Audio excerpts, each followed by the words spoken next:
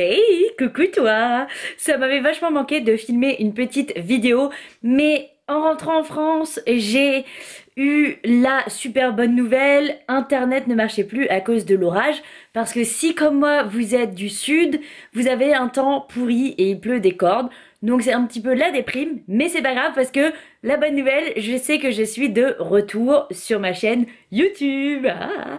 Et aujourd'hui on va parler de du coup ma perte de poids. Parce que comme vous l'avez vu, donc après ma prise de masse, j'ai décidé de me lancer du coup dans ma petite cut. Donc baisser un peu mes calories pour perdre le gras, essayer du moins, que j'ai pris pendant ma prise de muscle. Donc je vous montre, let's do it! Alors vous m'avez demandé si j'allais réduire mes glucides, si j'allais compter mes calories, tout ça pour perdre donc le poids que je veux perdre dans ces 6 semaines. Donc pour répondre un petit peu à tout ça, comment je vais l'organiser? Eh bien c'est très simple. La première semaine, là, donc ça fait déjà une semaine, j'ai absolument rien compté, je retrouvais ma famille et tout, j'avais pas envie de partir là-dedans. J'ai simplement écouté à fond mon corps et mangé à ma faim.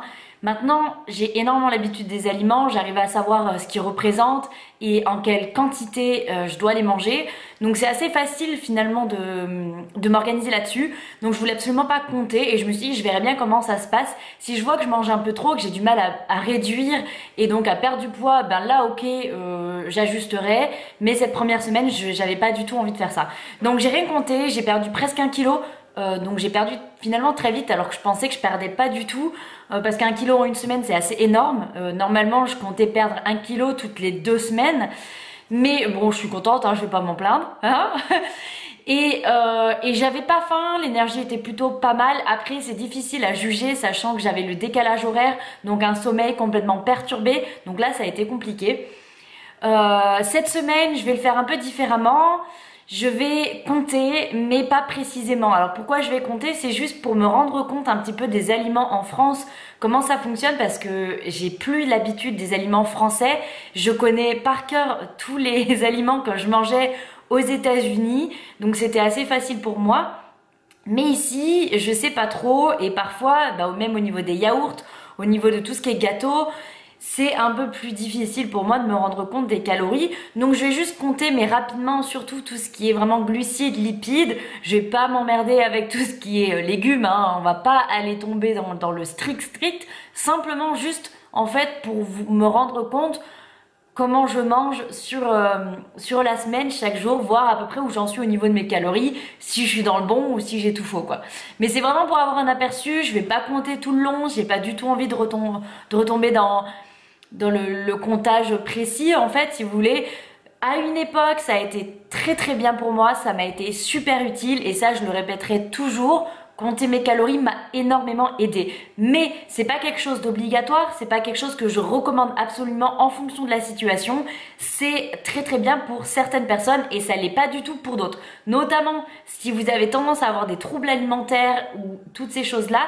Je ne recommande absolument pas de partir dans le comptage de calories parce que ça peut devenir une obsession, ça peut devenir quelque chose de très compliqué, ça peut vous prendre la tête, enfin ça peut aller dans l'extrême et c'est pas du tout bon. Ça va être bon que dans certains cas, si vraiment vous avez une relation à la nourriture qui est nickel, si vous êtes bien organisé, si vous avez vraiment pas de soucis avec ça, oui, vous pouvez compter vos calories comme je l'ai fait pour vous rendre compte, pour avoir vraiment un aperçu. Ça peut être un guide extraordinaire et ça peut vraiment être utile si vous avez un objectif très précis. Mais encore une fois, ça dépend véritablement des situations. Donc là, comme je vous l'explique, moi je vais les compter cette semaine, simplement pour me rendre compte un petit peu de ce que je mange ici et des aliments nouveaux que j'intègre à mon alimentation que je n'avais pas forcément aux États-Unis. Donc après, avec tout ça, comme ça je pourrais m'organiser et voir si je perds, si je perds pas, comment je vais faire tout ça. En ce qui concerne les glucides, je ne change absolument pas. Comme je l'ai expliqué déjà précédemment, mais comme je vais vous le redire ici, en fait, mon alimentation, elle est déjà là, elle est déjà faite. Je sais comment elle est, je sais comme je l'aime. Après avoir testé plein de choses, maintenant j'ai compris ce qui m'allait, ce qui me convenait à moi personnellement. Et ce qui me convient, encore une fois, ce ne sera pas forcément ce qui va vous convenir à vous. Donc faites des tests aussi, n'hésitez pas à essayer. Après tout, c'est comme ça qu'on trouve ce qui nous convient, c'est en tentant. Ce qui marche pas, au moins vous le saurez, vous le mettrez de côté et ce qui marche, vous le gardez. Donc moi, j'aime les glucides, je les digère très très bien, je les supporte absolument bien, donc je ne vais pas du tout les réduire, je ne vais pas du tout les couper. Ce que je vais faire, c'est simplement adapter mes portions, c'est-à-dire que mon alimentation reste exactement la même en prise de poids ou en perte de poids ou en maintenance d'ailleurs. Je ne change rien, je mange tout ce qui me plaît, j'adapte mes repas, je les équilibre au maximum, toujours en apportant ce que mon corps a besoin, donc les macronutriments essentiels, les glucides, les protéines, les lipides et les micronutriments qui vont avec, qui sont dans les fruits et les légumes et tous ces produits-là, pour que mon corps soit en bonne santé et qu'il ait tout ce qu'il faut. Et surtout lutter contre voilà, les maladies et tout ce qui va avec. Je m'étouffe. Donc la seule chose que je change en fait, ça va être mes quantités. C'est très important de parler de portions parce que c'est ça qui est important. Ce n'est pas ce que vous mangez en soi, mais c'est vos portions. C'est-à-dire que certains aliments vont être en portions plus grandes, d'autres en portions plus petites. Si vous mangez des aliments moins sains, des choses voilà, du quotidien mais que vous avez envie, la question n'est pas de s'en priver parce qu'on vous a dit que c'était pas bon. Au contraire, vous allez craquer encore plus sur des cochonneries si vous vous privez de ce que vous aimez. La question, c'est simplement de les réduire, c'est-à-dire de trouver une quantité qui convient, qui ne vous fait ni grossir si ce que vous voulez c'est vous maintenir ou perdre du poids, et trouver vraiment la quantité qui convient et qui vous permet d'être content et de vous sentir bien. Et puis pour le reste, voilà, c'est toute une question d'adaptation. Donc c'est-à-dire que moi, vu que je suis en ce moment en perte de poids, je vais réduire mes quantités. Donc je vais manger exactement la même chose. Si j'ai envie de manger une raclette, je vais me faire une bonne grosse raclette, mais en petite quantité, une portion qui est plus réduite pour que ça corresponde à mes objectifs et à ce que j'attends. Et mon alimentation, c'est juste ça, c'est tout autour de la quantité. Et c'est sur ça que vous devriez vraiment travailler pour perdre du poids notamment, c'est sur les portions. Gardez l'alimentation que vous aimez, essayez de l'adapter pour qu'elle soit la plus saine possible, parce que la santé, c'est important. La perte de poids, c'est vraiment secondaire. C'est-à-dire que si vous êtes en surpoids parce que c'est dangereux pour la santé, oui, la perte de poids va devenir une priorité. Mais si vous êtes comme moi, en très très bonne santé et que vous avez quelques petits excès, un peu de gras en trop que vous souhaitez perdre pour une question qui est plus d'ordre physique, plus visuel et pour vous, pour votre bien-être au quotidien, dans ce cas-là, la priorité c'est vraiment de continuer sur une alimentation saine pour votre santé et simplement de gérer vos quantités. Alors comment vous gérez vos quantités si vous ne souhaitez pas compter vos calories parce qu'encore une fois ce n'est pas obligatoire? Tout simplement commencez par vous écouter au maximum. Votre corps sait quand il a faim et quand il n'a plus faim. Et nous, le danger qu'on a, c'est toute cette alimentation automatique, toute cette alimentation émotionnelle qui va nous faire manger davantage. Parce que la plupart du temps, on va grignoter ou se prendre un truc à manger parce qu'on croit qu'on a faim. Pourquoi on croit qu'on a faim? Parce que par exemple, il est 4 heures, on a l'habitude de goûter, on va aller manger quelque chose, qu'on ait faim ou qu'on n'ait pas faim. Et l'alimentation émotionnelle, c'est autre chose, mais c'est sur le même principe, c'est-à-dire que lorsqu'on est un peu moins bien, lorsqu'on est fatigué, si on a quelque chose qui nous contrarie, ou si on est stressé, on va avoir tendance à manger beaucoup plus et pas des bons aliments. On va aller vers les aliments un petit peu plaisir et les gourmandises, les trucs sur lesquels on craque et on a tendance à manger trop. Voilà, pour le gérer, ça, il y a plusieurs astuces dont je vous parlerai dans des prochaines vidéos. Mais là, en attendant, c'est pour vous dire que les quantités, il n'y a rien de plus important.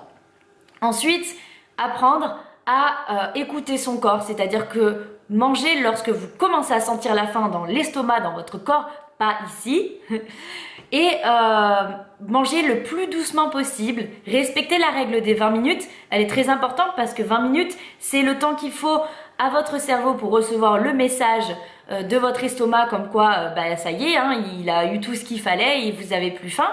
Donc si vous mangez trop vite, vous allez avoir tendance à manger plus puisque vous ne saurez pas, en fait, vous ne laissez pas le temps à votre cerveau de vous dire je n'ai plus faim, c'est fini. Mangez doucement, apprenez à apprécier la nourriture, à la mâcher, à vraiment savourer votre repas au maximum et lorsque vous n'avez plus faim, quels que soient les restes dans votre assiette, vous n'avez plus faim. Pas la peine de trop manger, vous avez eu ce qu'il fallait.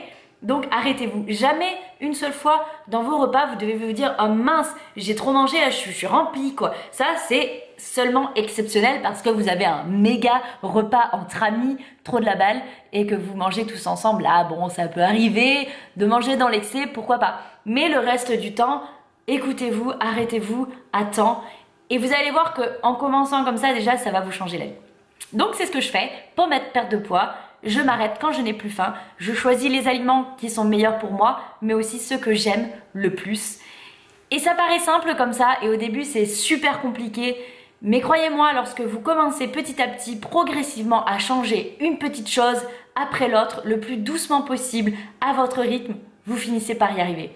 Alors croyez en vous, gardez confiance, faites-le, agissez petit à petit. Créez-vous de nouvelles habitudes et ça finira par venir. N'ayez pas peur de l'échec, vous allez en avoir. Mais quand vous en avez, recommencez, c'est pas grave, jusqu'à ce que vous y arrivez. Voilà, je vous tiendrai au courant de tout ça, mais pour l'instant, moins 1 kg, donc danse de la joie. Et on verra ce que ça donne. En tout cas, j'essaye de conserver mes performances à la salle de sport pour pas perdre trop de muscles, parce que le but, c'est pas ça, hein.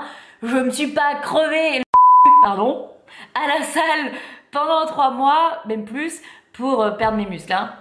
Voilà, allez, je vous dis à très bientôt. Je vous aime.